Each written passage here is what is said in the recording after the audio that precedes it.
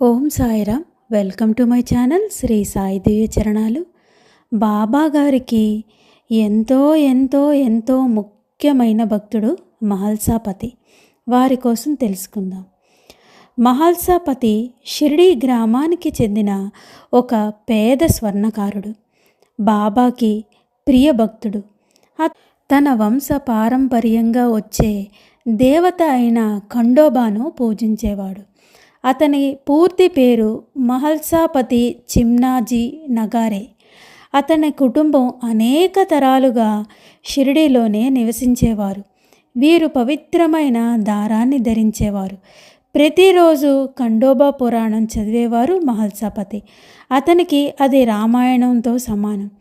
ప్రతి సంవత్సరం ఆ దేవతను ఆరాధించడానికి ఒక బ్యాండ్తో పాటు కావిడి లేదా పల్లకిని మోస్తూ చాలా దూరంలో ఉన్న జజోరి, అక్కడ ఖండోబా ప్రధాన ఆలయం, 150 మైళ్ళు దూరంలో ఉన్న ఖండోబా ఆలయానికి తీర్థయాత్రగా వెళ్ళేవారు.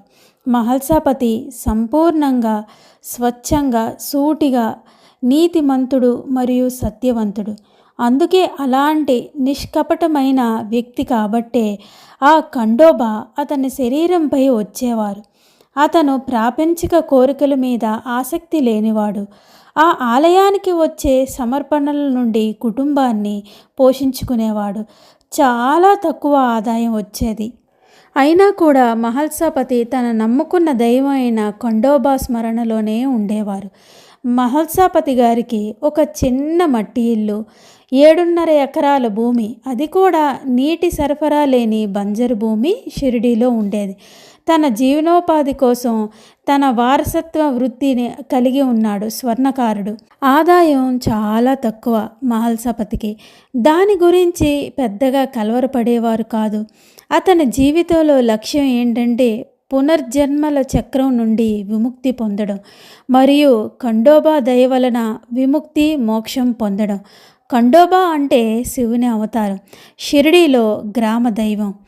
ఆ గ్రామానికి ఏ సాధువులు వచ్చినా మహల్సాపతి, అతని స్నేహితులైన కాశీరాం సింపి, అప్పాబిల్లు వీరందరూ కూడా సేవించేవారు. షిరిడీకి తరచుగా ఎవరో ఒకరు సన్యాసులు వస్తూనే ఉండేవారు.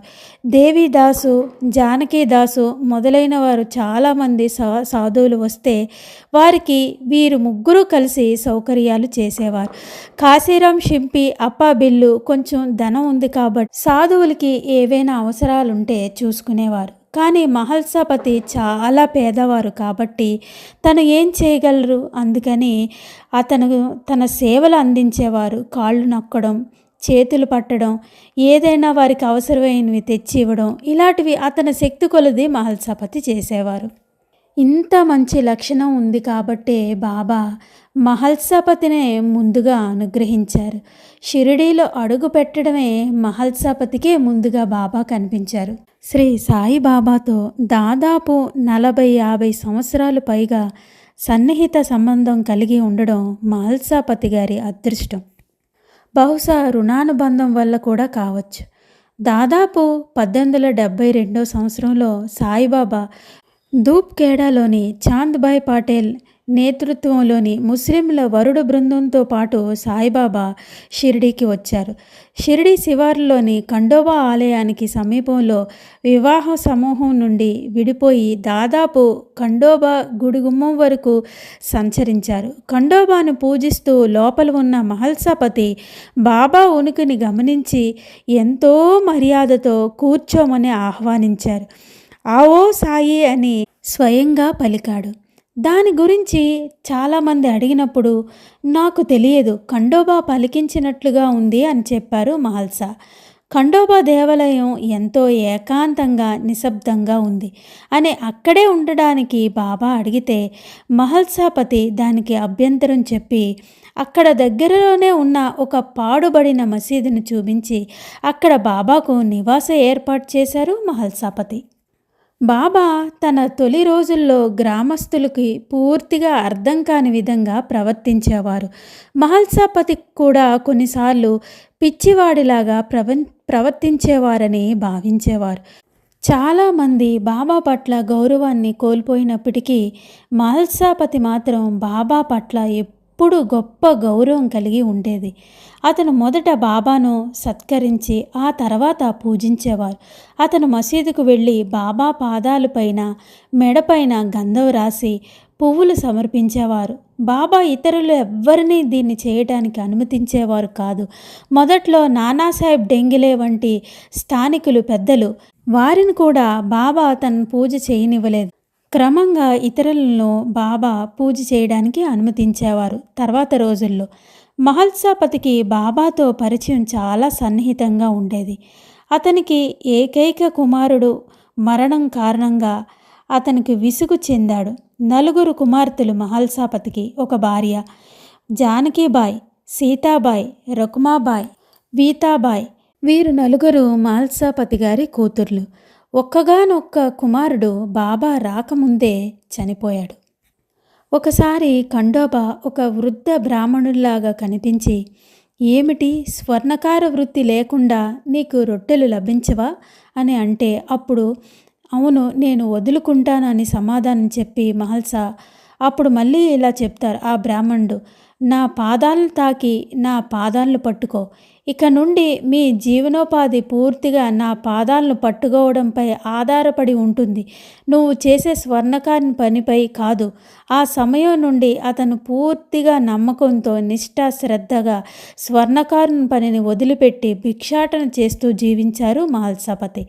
ఇంకా కుటుంబ సంరక్షణ భారాలు అన్నీ వదిలి, అంటే సంసారం ఇంకా అభివృద్ధి చెందకూడదని అతను ఇంట్లో పడుకునేవారు కాదు.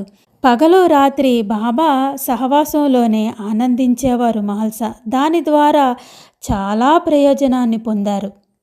మసీదు వద్ద చావిడి వద్ద బాబాతోనే పడుకునేవారు. ఆహా, ఎంత అదృష్టవంతులు! బాబాతో ఉండటం మరియు పడుకోవటం ఎప్పుడు విఫలం కాలేదు. కానీ 1896 సంవత్సరంలో ఒకసారి బాబా స్వయంగా ఇలా అంటారు, అరే భగత్, నువ్వు ఎప్పుడూ ఇక్కడే పడుకుంటున్నావు. నీకు అందరూ కూతుర్లే కదా, నీకు కూడా ఒక కొడుకు కావాలి. అతనికి ఉన్న ఒక్కగానొక్క కొడుకు 1896కు ముందే చనిపోయాడు.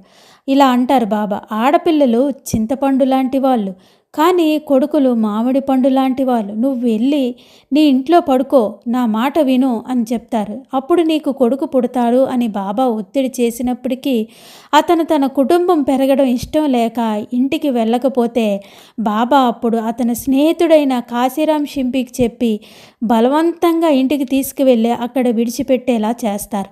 అప్పుడు బాబా చెప్పినట్లుగానే 1897 సంవత్సరంలో శ్రీకృష్ణ జన్మాష్టమి రోజున ఆదివారం రోజు ఒక కొడుకు పుడతాడు. బాబాగారి అనుగ్రహం ఉంటే ఈ విధంగా జరుగుతుంది. అతనికి మార్తాండ్ మహల్సాపతి అని నామకరణం చేస్తారు.